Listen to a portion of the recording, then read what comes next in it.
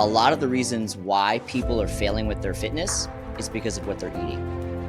Because the foods that they're eating is making them lazy. Okay? So if they fix their food, their hormones improve, their energy improves, they start to have more ambition, men's testosterone starts to increase.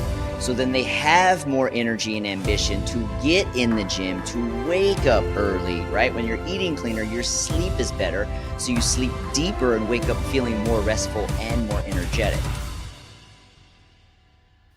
Welcome to the podcast. Nathan Newberry here, your host. I have Sewall here. We're just about to jump into his life and his origin story. Looking forward to you hearing that. But before we do that, I want you guys to click a free gift and training down below here in the show notes that I want to give to you.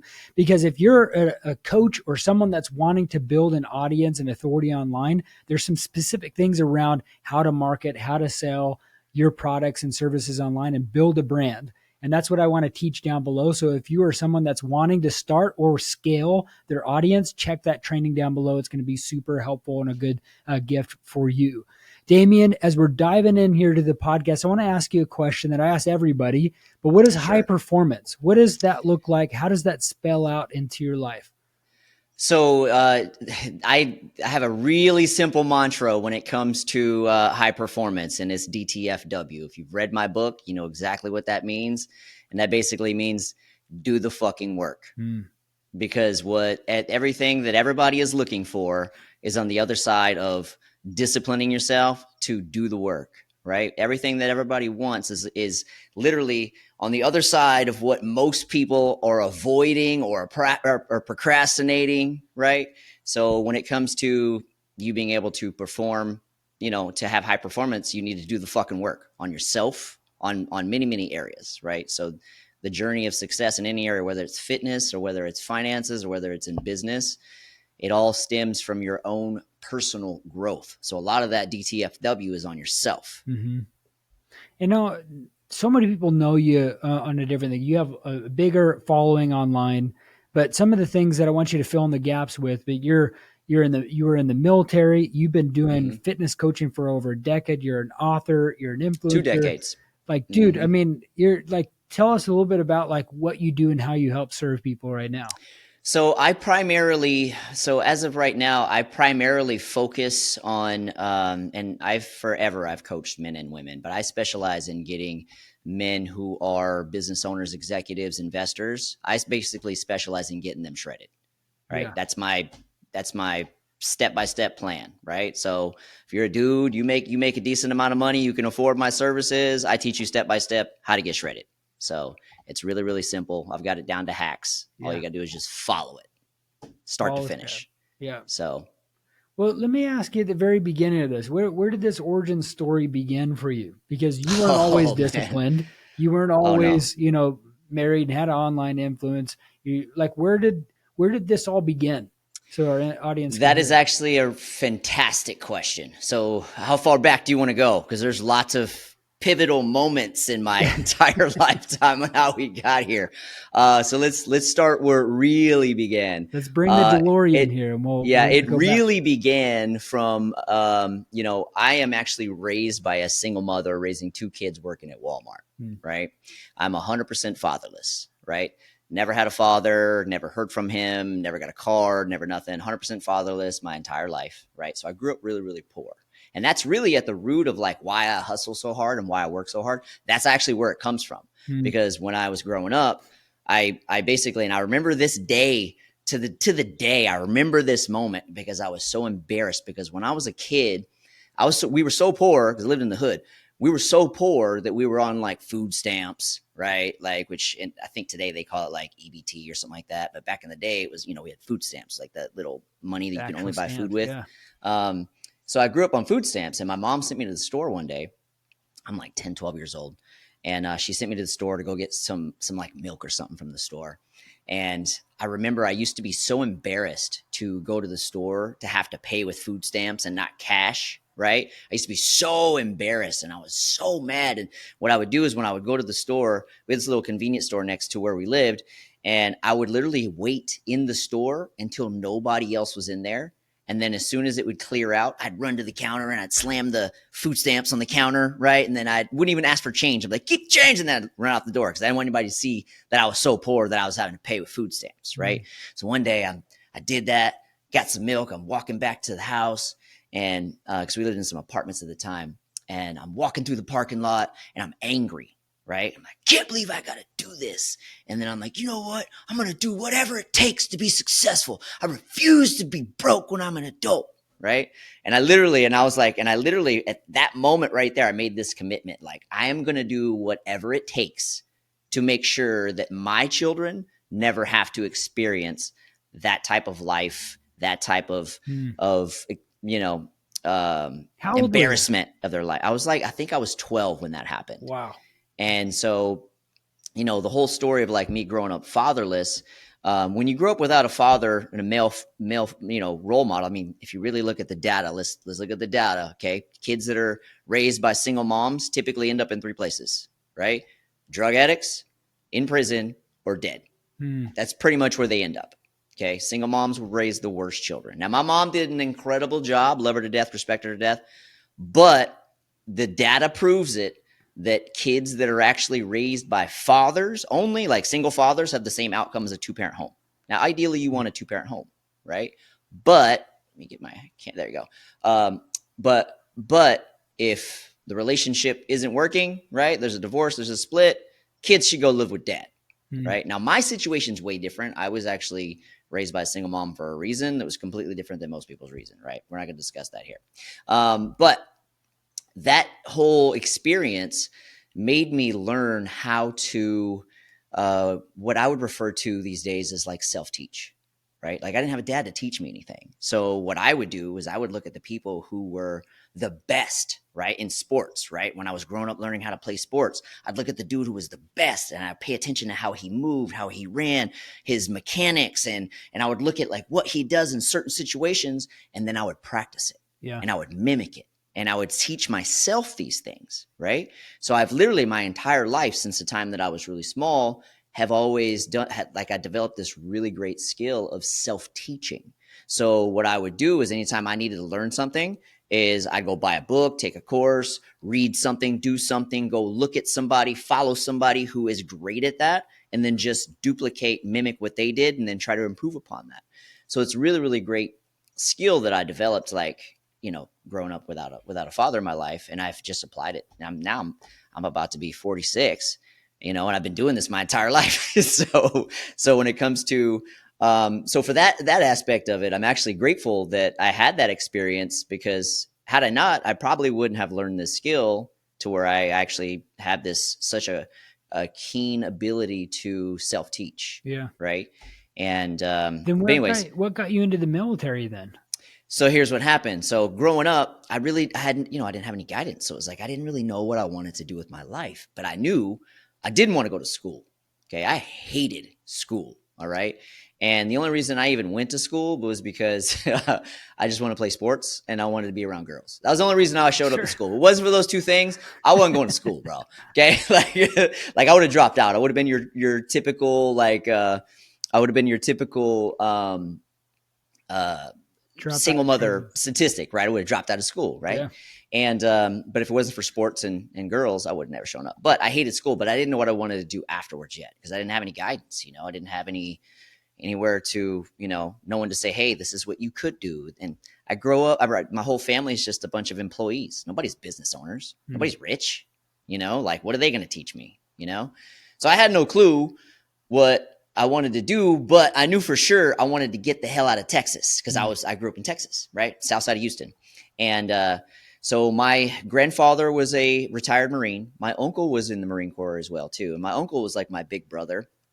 And so I was like, you know what? I'm going to join the Marine Corps. And so I actually enlisted a year before I even graduated high school. I had to have my mom sign for me because I was a minor still. And then as soon as I graduated, and that was my way of getting out of Texas, right? I had no idea what I was going to do with my life still, but I knew I have 4 years to figure it out, right? So I joined the Marine Corps, came to California. And when I came out here, and the first time I actually came out to Orange County, I fell in love with it, man. And I was like, I am living there somehow, someday. I don't know how I'm going to get there, but I'm living there. That's exactly where I want to live, raise my kids. Like that's where I'm going because it's so beautiful out here, man. Mm. And people are beautiful. Everything's beautiful out here. And so when I went to the Marine Corps, did my 4 years, and then I got out and I was lost. Like dude, I still don't have any guidance. I'm like, I don't know what I want to do still. Right. And I ended up, and then the town that I was living in, right outside of base, because I was stationed out in 29 Palms, which is a little bit east of Palm Springs. I was living in this little tiny desert town, which is basically a shithole. And there was really no jobs out there. It's like work at Walmart, do construction, or work at a gas station. Right. I did construction for a little while and I was like, nah, I ain't doing this. No, yeah. And then I got a job working at the gas station. Right. So I go from being a Marine, like, oh yeah, I'm a badass, to I'm working at a gas station. I'm such a loser right now. Right. But I had there was really no other options, you know, and I still had no idea what I wanted to do with my life. And then what happened was I did that for a few years and I was still looking at like, what am I going to do? I knew I didn't want to do that forever. Right. And then I ended up getting a job as a bartender. And then I started doing that and then left the gas station thing. Actually, right before, I was doing both at the same time. And right before I actually left the gas station was when I actually started getting my personal training certification, right? Because one day I had actually got home from work and I saw a 24-hour fitness commercial and it was like something, you know, give our personal trainers a call. And I was the kind of person I've been working out my entire life, literally since I was like 8 years old. Like I've all played sports, super athletic, always worked out. When I was in the Marine Corps, I used to work out like 5 hours a day. Okay. Like a freak right now, just so you guys know, you don't need to work out that much to get in shape. Okay. It doesn't require that much time unless you're eating 10,000 calories a day of fast food. Like I was when I was in the Marine Corps. Okay. I don't eat like that anymore, but anyways, I saw that commercial and I was like, boom, like, oh my God, that's what I want to do. I should be a personal trainer. It's in the fitness industry. I get to work in a gym. Oh my God, it'd be an amazing idea. So I called the nearest 24-hour fitness, which was like 45 minutes away at that time. And I'm like, how do you become a trainer? And they were like, get a personal training certification, then give us a call, we'll set you up for an interview, blah, blah, blah. And then boom, that's how that happened. So then what ended up happening was I ended up moving closer to where I was bartending, which was actually right down the street from that 24-hour fitness. And I was actually doing both at the same time. So I started at personal training, right? And then I was bartending at the same time. And then I eventually moved out to Orange County. And then I was just doing that full time, worked my way up through that, was a fitness manager. And then I had pivotal moments there too, which led me to start my own business because we had like a new CEO that came in and he changed our compensation plan. When he changed our compensation plan, I'm the manager that hit his goals every month. Okay. Never missed. All right. Got these fat commission checks every month, right? Never missed a month. I always crushed my goal like 110%. So I got these fat checks. New CEO comes in, changed our compensation plan. Now all of a sudden I'm making $2,500 less per month, still crushing my goals. And I was like, oh, hell no. That's like a $30,000 a year pay cut, right? Yeah. And at that time, I'm like in my 20s, you know, and, you know, I'd already been making six figures, you know, a year for a while then, right? And I'm like, now all of a sudden I'm making 70K again because of this. Nope, I'm out. And I'm like, you know what? Maybe this is a little kick in the pants that I needed to actually go start my own business, which is what I had always planned on doing anyway. So that's kind of how I took it. Like, this is the universe making you uncomfortable, so you change, right? So that's what I did. Peace out. I'm out. Went and started my own business, and then that was like that pivotal moment for me being an employee, right, to becoming a business owner. And then so I went and then became a trainer, working independently, where I like pay rent to run my business out of another facility. Did that for a few years. Had another pivotal moment where that gym that we were training out of basically kicked out all the independent contractors, gave us 10 days to leave because they were no longer going to house independent trainers. So me and a buddy of mine, and my wife, we opened up our own gym, and then it just took off from there. Yeah. And then and that's kind of like, that was like the pivotal moment from business ownership, really. And then from that point, we were riding high for years. And then 2020 happened, another pivotal moment, right? And then 2020 rolls around, and I'm not really one to play victim to situations. Like, I take every circumstance and I look at it like, all right, what can I learn here? How can I change, pivot, turn directions, move in a different direction? And then we had that lockdown, right, in California, which lasted a year and a half long, right? And when we originally locked down, I'm a gym owner, right? My overhead is 10 to 20 grand a month. Okay, 10 G's just to keep the lights on. That's with investing in nothing else. That's just to keep the lights on, right? Yeah. And we locked down, and my overhead just between the gym and my home alone is about $22K a month. That's just to keep lights on. Yeah. It's not nothing else. That's not investing in anything business wise. That's not having any fun in my life wise. That's just keeping the lights on at the gym and the house, right? So what ended up happening was we had that lockdown, and literally that day, bang, 70% of my income gone. Yeah. All my clients, who are all business owners, all put their memberships on pause, right? 70% of our income gone, just like that. And that was like, oh shit, what am I going to do now? I still got to take care of the family. I still got to keep everything going, And then so totally, I totally was just like stressed out of my mind. And then that was another pivotal moment where I was like, all right, we're locked down. I know what's really going on here. I know we're probably going to end up staying locked down at least until the election happens.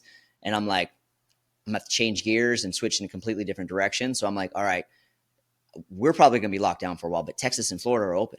So I was like, let me focus on my online coaching side, because I already had like an online coaching business, but it was like really small because I didn't really focus on it. Like, I really preferred and loved coaching in person. Yeah. And then when that happened, I pivoted and I started running ads. Remember, we were talking about before we hopped on here, digital marketing, right? Yeah. I started running ads to Texas and Florida, right? Lost 70% of my income in the gym, right? Start running ads to Texas and Florida. They're wide open. And then started building my online coaching side, and right? Which basically saved us. And that basically, it's literally carried us through this entire past 4 years of this shit show. Okay. Yeah. So pivotal moment. Let me ask you this, because I've loved this evolution of your growth, right? It's like we have single focus mind of like, hey, I just want to get out of, my scarcitism of like being at home, building deeper resolve, being an employee, being in the military, being an employee again, and then seeing how most of the time we don't have security. Even if we do have a job, most of the time people feel like it's a safeguard when it's really not. And then you had to get fired at any moment. Right. And then you have like deeper resolves, like, hey, I got to do my own thing. You had challenges with like leadership.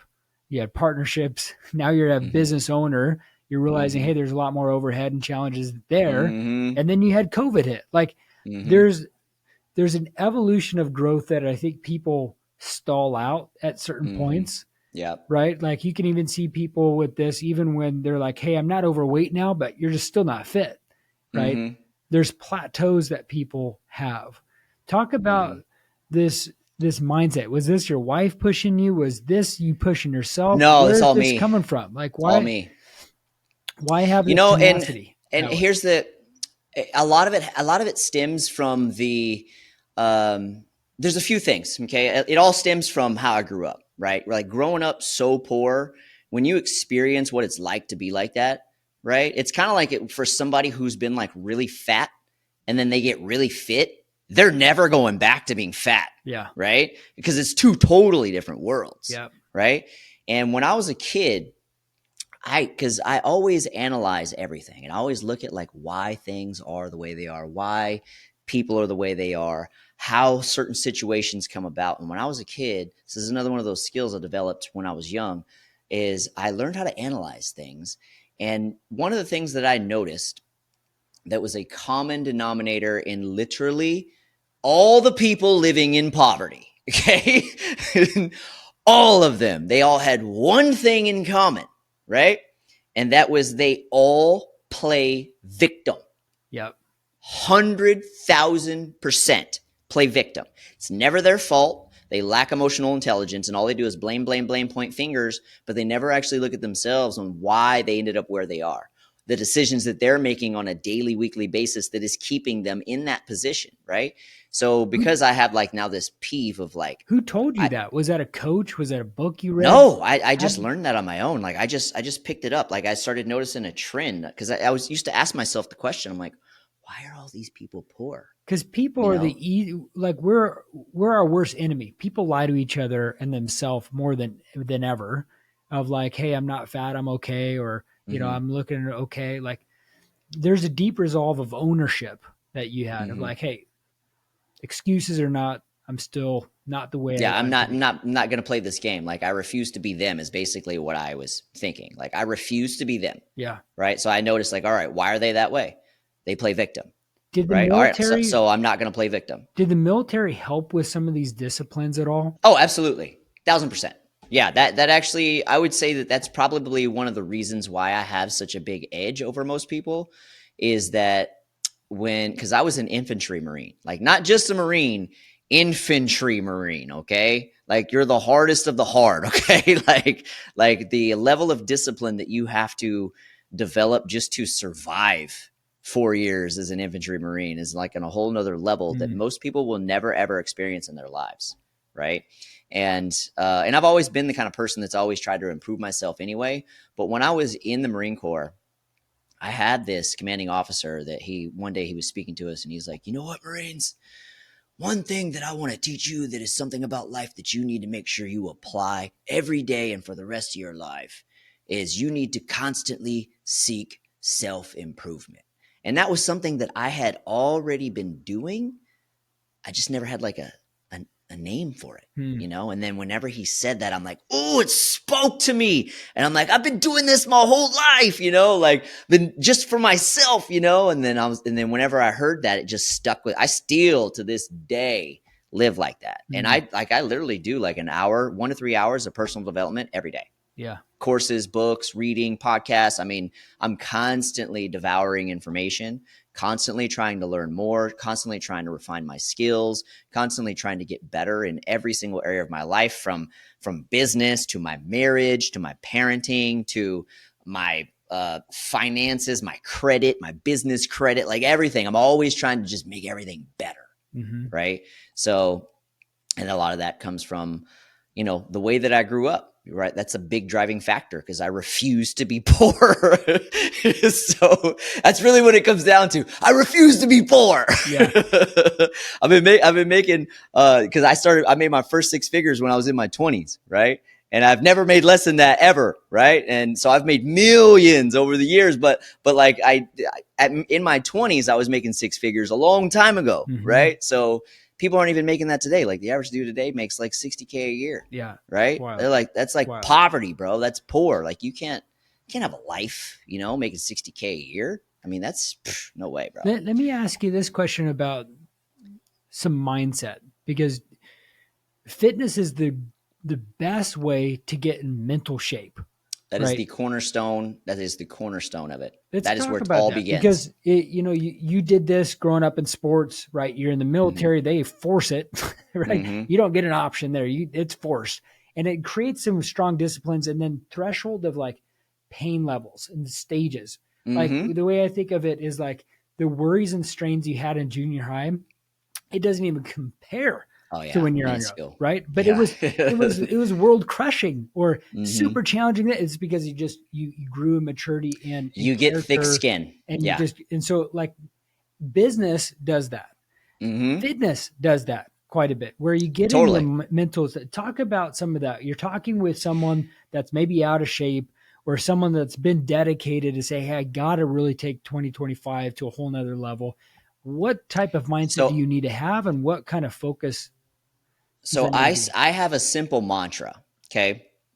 And my simple mantra is that as a man, you should have 6-pack. Okay? If you don't have a 6-pack, you are weak. Period. Okay? And the reason why I say that is because when it comes to fitness, this is a personal development journey. Most people don't know that. Right. To get fit and stay fit, you have to develop yourself 100 levels higher than where you are right now, right? And it requires a lot of mental toughness and a lot of discipline and a lot of building more habits, right? And so I have this mantra that, like, if you don't have abs, you're fat. If you're fat, you're weak, right? Because everybody's got a six pack. They just can't see it because it's covered by a layer of fat. Yeah. Right? Get the fat off, keep it off by keeping your discipline and your nutrition in check, right? You stay lean for the rest of your life, right? You got constant visible six pack. And there's a level, like I was saying, so that's why it's my standard, but it's not only just for the aesthetic portion. So, your chick, finds you sexually attractive and stuff like that. But it's also because, as a man, when you see a guy who's got pecs popping, bicep veins popping, right? What do you think about him?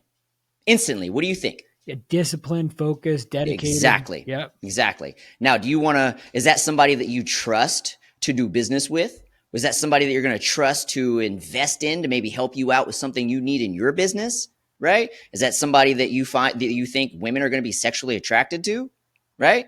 So 100%. if you really think about it, at the root of what men are and what we do is to have status and respect. Like our deepest desires, Yep. Status and respect, right? What is the number one thing that gives you status and respect above all else? You can be driving a Lambo, but if you drive a Lambo and you get out and you're a fat piece of shit, guess what happens? You just rolled up high status, but you got out of the car, now you're low status. It just voided it out, right? So, but when you show up, you could be wearing a $7 t-shirt, right? Pecs popping, bicep veins popping, right? Now all of a sudden, boom, you're high status, even if you pulled up in a Honda, because everybody knows how hard getting fit is, right? So it's a whole nother level of status. And that's why they say, like, being in shape is like the ultimate status symbol, because you can't buy it, right? You got to earn that. You got to put the work into it. You can't, it's like, in business, you can go get some funding and capital from banks and invest in a business that's already cash flowing, right? You can do that easy, right? But when it comes to your body, you can't buy it. You got to go get it. You got to develop it. You got to put the work in. You got to put the reps in. You got to put the time in. You got to sacrifice things, right? And that's why people who are out of shape are here, right? But to get visible abs and visible muscles, you've got to develop yourself to where you get to here. Yeah. And it's all mindset. It really is. It's just all mindset. It's a big mindset shortcuts shift. Or not the shortcuts. What are the shortcomings that people have when they're trying to deal with this? What are the challenges that people face most and how to overcome it? The biggest problem when it comes to fitness that people do is that they are trying to hold on to their old habits. They're trying to keep eating the same shitty foods. They're still trying to enjoy the same entertaining things, right? They're still putting their workouts off to the end of the day. And guess what happens when you put it off at the end of the day? I'm tired. What happens? Yeah, just I'm tired. I'm tired. I'll go tomorrow. Okay. Bitch, you've been saying I'll go tomorrow for 20 years. You haven't gone tomorrow. Okay. You ain't going tomorrow. Right. Yeah. And that's why, like, for most people, I recommend that they train first thing in the morning, early, before the world wakes up, before the kids wake up, before everybody wakes up. Because if you do that and you get in the habit of doing that, you get to invest in you first, right? Your stuff's done, right? Because if you put it at the end of the day, you're going to miss it constantly. My clients that train early morning, consistent, shredded, jacked, look incredible, right? My evening clients, not. Because they miss workouts all the time, right? They're totally inconsistent, right? Now you compare my morning clients to my evening clients, right? It's completely different. For one, it's a completely different mindset. The morning people have the I will do whatever it takes mindset. Yeah. And that is what you're asking a second ago. That's at the root of it. That's what it is. Let me talk. You have to have I'll do whatever it takes for however long it takes mindset. It's a relentless grit, grind. There's no giving up. Like, you have to be willing to do what it takes. And in order to succeed, it's going to require sacrifice. You can't succeed without sacrificing something. And let me lean into this too, it's an identity shift, right? Completely. And so yes. I think it's like where you're at right now, whoever is listening to, it's like, if you're not successful, it's like, start with it being in the gym. If you can focus on being disciplined and in the gym and dedicated of like, hey, if I'm going to work out in the morning consistently every day, it requires me at the night before to go to bed. So I have actually energy to wake up to be that discipline. And then it's like, now it's not, every week it's, out to eat with the boys. It's like, it's different of like, now my identity shifts. Like, I don't eat there, or I don't eat that. You just hit it on the head right there. You just hit it on the head. That's actually my phrase. I coined that shit like 20 years ago. Okay. So I actually look at it backwards. Okay. So I look at it backwards because a lot of the reasons why people are failing with their fitness is because of what they're eating, because the foods that they're eating is making them lazy. Okay. So if they fix their food, their hormones improve, their energy improves, they start to have more ambition, men's testosterone starts to increase. So then they have more energy and ambition to get in the gym, to wake up early, right? When you're eating cleaner, your sleep is better. So you sleep deeper and wake up feeling more restful and more energetic, right? So that's why, like, the number one thing that I do with my clients when I start is I have them do a sugar detox first, because everybody's addicted to sugar. Yeah. Okay. Bread, pasta, chips, crackers, those are all sugar to your body. Okay. So with first thing that we do is a sugar detox. And then I run them through 2 different phases of my nutrition protocol, but we have to kick that addiction first, because most people are addicted to processed foods, like these highly addictive foods. And these foods that are addictive also make you lazy, really lazy. And then you're just tired all the time. You don't want to do anything. And then you spend a whole day at work and now you're really exhausted physically and mentally. Right. And then you end up skipping the gym. And so you get the nutrition dialed in, start building the habits of waking up early, banging out your workout first, which is a whole nother discipline that you have to build, right?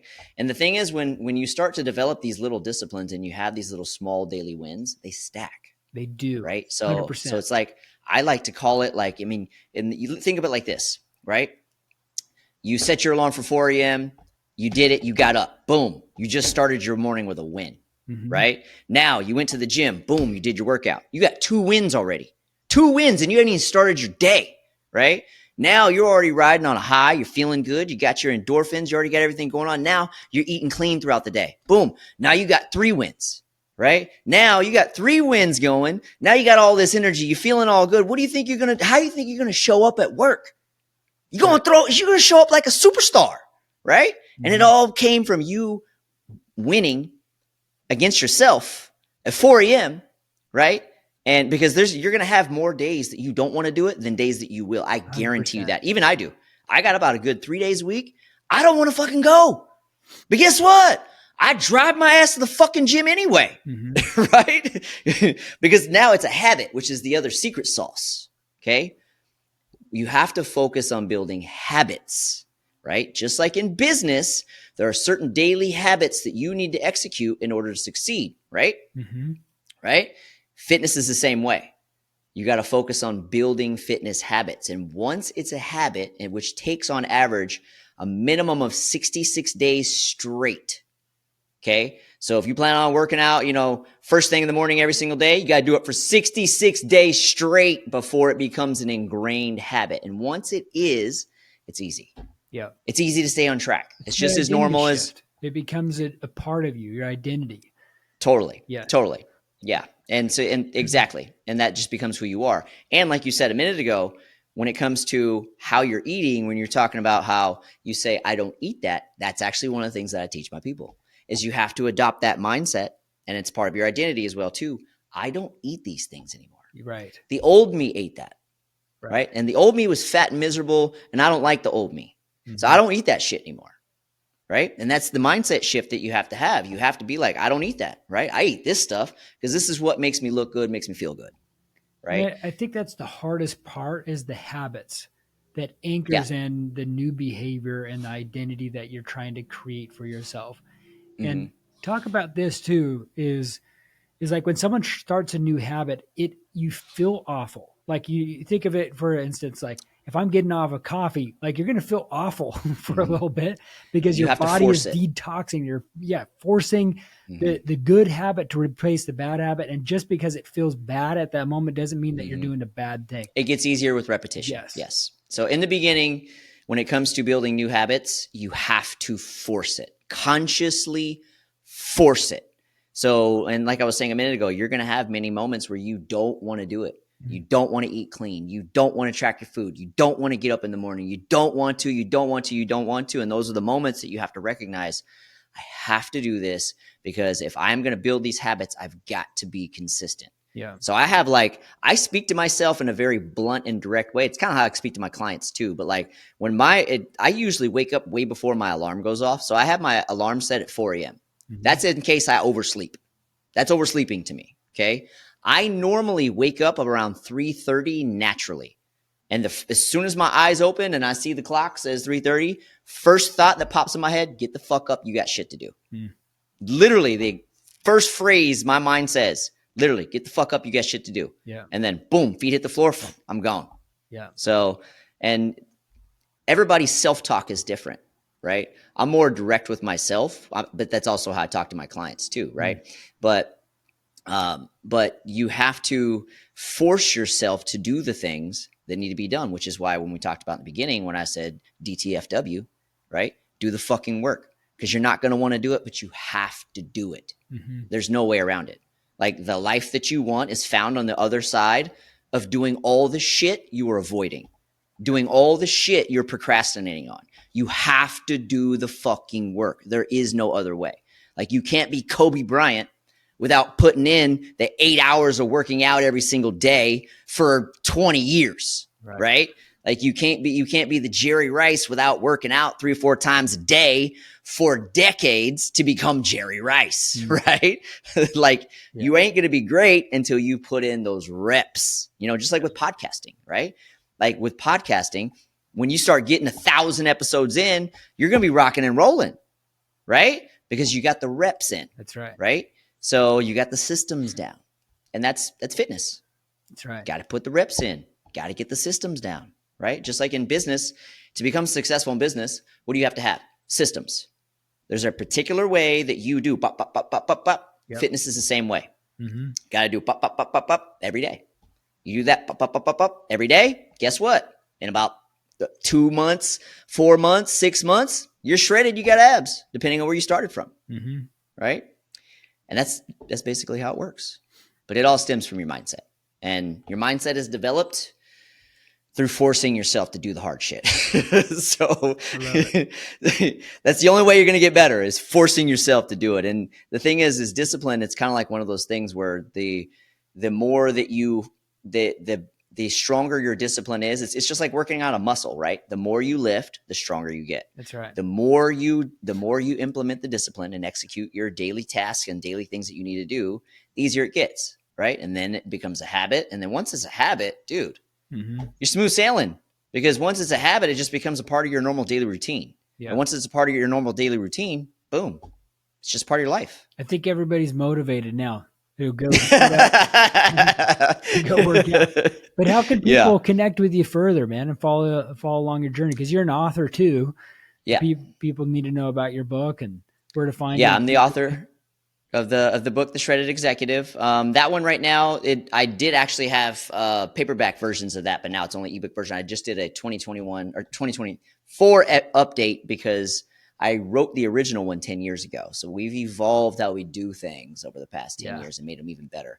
But you can follow me on my social media handles. I don't know if it's going to be linked in the description below or whatever, but yeah, you can follow me on my Instagram. If you got any questions, you can hit me up there. Follow me there, but just understand I talk a lot of shit. So if you are sensitive, okay, it's probably not the place for you because I don't pull any punches.